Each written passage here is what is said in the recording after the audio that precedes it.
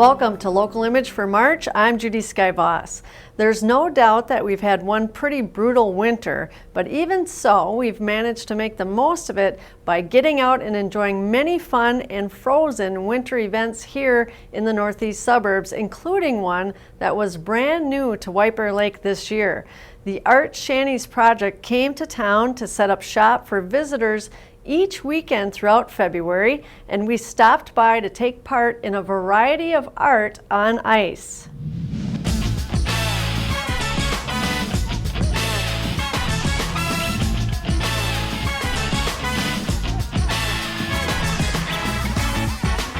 We are on White Bear Lake at the Art Shanty Projects.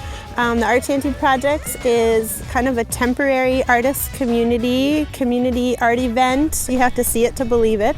But essentially it's artists that have come out and build shanties that they've designed, and they're hosting interactive programming for the community to come and participate. We have 20 artist shanties, and some of the shanties we have today, we have the Polar Bear Shanty, and that was just a great way to honor, being in White Bear Lake with the white bear. And then the Curling Shanty is a local architecture firm. The Puzzle Shanty, the Elevator Shanty, an elevator on the ice, who would have thought? The Creep Shanty is a haunted shanty. We've never had that before. The Dance Shanty we can hear in the background. That's a popular one. Every year they have to compete to get in, and they always make it in because it's just so much fun. There's a couple teepees, a couple of geodesic domes. The shanties come in all shapes and sizes. So. Well, we're all from an architecture firm. We have one person in the office who's a very serious curler, and he's taken the office on a couple field trips to St. Paul Curling Club, Frogtown Curling Club. We knew this was happening in the community, and we really wanted to be part of it. Everybody feels it looks a little awkward doing it, but everybody's really curious about it too, because it seems like a very kind of Minnesotan thing. If you look from the back of it, the curve is supposed to look like a snowdrift, and it kind of vanishes from one side. The other side, we wanted to bring in some warmer material, so we have some old pine fence board that we used. Some people seem to have a knack for it and will kind of stick with it for a while. Some people will maybe try and fall the first time and decide like they've done it and they're going to move on. Hi, this is the Puzzle Shanty. Every wall is a jigsaw puzzle. Every day, people on the inside paint one of the walls. The next day, we take that wall out and put it down on the ice, and people put it together and play with it. So every day people are playing with the puzzle that people painted the day before. We also have some Sudoku and some crosswords and stuff that people are doing. I mean, puzzles are just fun. That's my wife and I, Taya, we love jigsaw puzzles, and so I just came up with this idea of making giant 8-foot by 8-foot jigsaw puzzles, and it's just kind of infectious. People walk by and they see a half-completed puzzle, and they just got to pick up a piece and start putting it together. 1, 2, 3, pedal!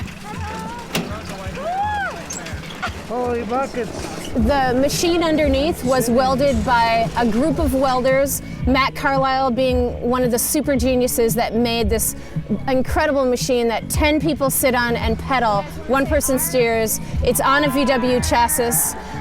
It has first gear, second gear, third gear, fourth gear, and reverse. It's all pedal power and people power. So the machine underneath was welded, and then a group of puppeteers and sculptors welded the bear onto the top. People that just volunteered their time to create something epic, to really kind of thrill people here at White Bear Lake. Anyone who comes out, you can see it, you can jump on board, you can pedal it, you can be a part of it. I think that you can't help but be stunned by the innovation. When you see a contraption like this, you're just like, whoa, how did they make that? It makes you think, wow, I could build anything. The sky is the limit. And not only that, you can build something that's energy efficient, that's based on pedaling, not on burning fuel in an engine. So we're also trying to, help people think about alternative ways to do things.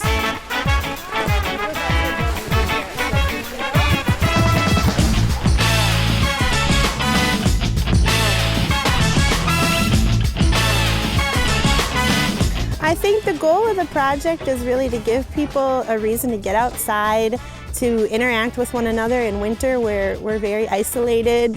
We don't really tend to go out and be social and get exercise, and so it's really a reason to get outside and meet your friends and neighbors and engage in art and look at art in a new way, Our plan is to be here next year. Working with the city has been great. Everybody's been supportive, and we're hoping to stay in White Bear Lake for the foreseeable future.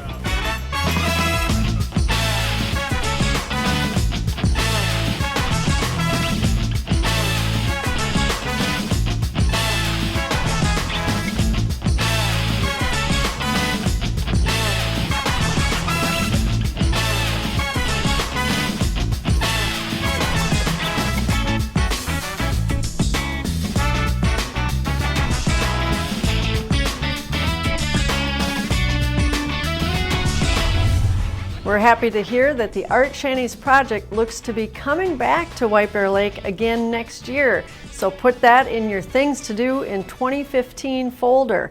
And while you're at it, you might want to add participating in the Barely Open Golf Tournament. On Location's Nicholas Anderson takes us there in this Local Image segment.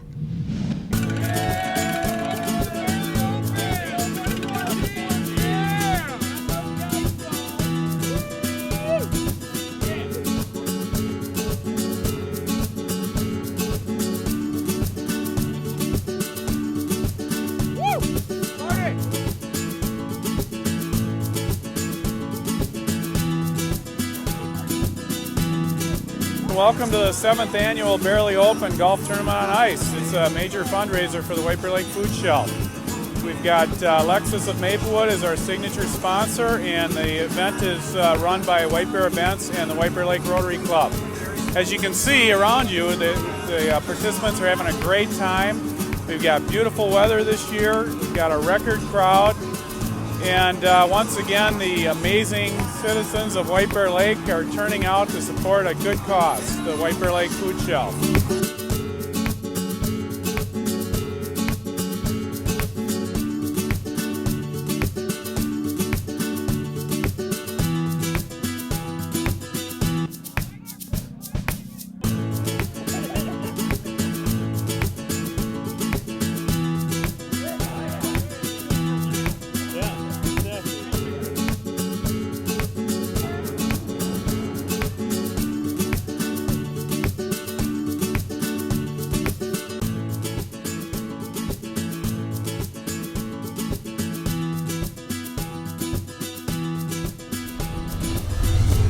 So while lots of creativity and fun was taking place outside this winter, some creative, innovative, and thought-provoking discussions regarding educating our youth was taking place indoors during a recent event called Personalized Learning for All.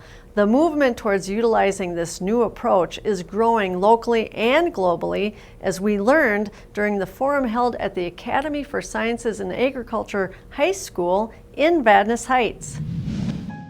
There are innovations going on all the time in all kinds of fields that are disrupting the status quo. Disruptive innovation is a phenomenon that is just overturning industry after industry. It is now education's turn. It is absolutely inevitable. There's no way to stop it.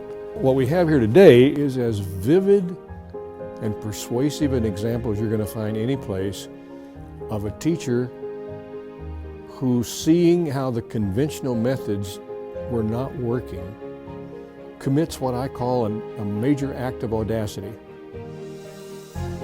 At the point when I realized that there was data on students which further showed me what they can and cannot do, and I saw the degree of variation between students in a classroom, it was clear to me that as a teacher, one teacher to 20 or 25 students cannot solve the problem with human capacity alone. That led me to looking at technologies that I can incorporate in the classroom, which will allow students to be independent learners, and then I guide the students on what I want them to do. He just committed an act of audacity. He said, I'm going to, as though he were still in business, I'm going to figure out what the customers are interested in here, where their passions are, where their interests are, and I'm going to start there.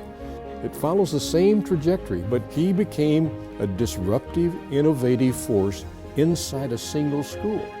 But that's the way change happens. So as the digital platform comes in, and this is where our kids live anyway, except when we tell them to power down to come to school. We've got to find a way to not be fearful of that, but to exploit it in order to personalize learning. The one thing I know, the capacity that children have to learn is far greater, I believe, than how much we give them the opportunity. The first thing they would do in the morning is they come in, they would grab their device or go to whatever they wanted to, and there was never a hesitation on doing what they were supposed to be doing and wanting to do it. And that was the thing that always has stood out the most. Well, I've been fortunate enough that 3 of my grandchildren have had Mr. Pi, currently 1 now. And I have seen that his strategies are ones that work for many children. I remember being in there with the Commissioner of Education and in the second week of school, and she was so amazed at how engaged all the kids were. I think it should be spread. I would like to see more classrooms embrace it at a faster speed than what I see. And that's what happens with disruptive innovation. By the time it actually becomes visible and obvious, it's too late to deny it, too late to do anything about it if you're threatened by it. And that's what's going on here too. We're still kind of down at that part of the S curve. And one of these days, it will become so prominent, so vividly dominant, and then people will look around and say, what happened? Well, it's been getting that way for a long time. I still learn from kids things that I hadn't even conceived of about a tool or how to use it. They're vast repositories of expertise. And we just need to give them more opportunities to work with each other and share and grow.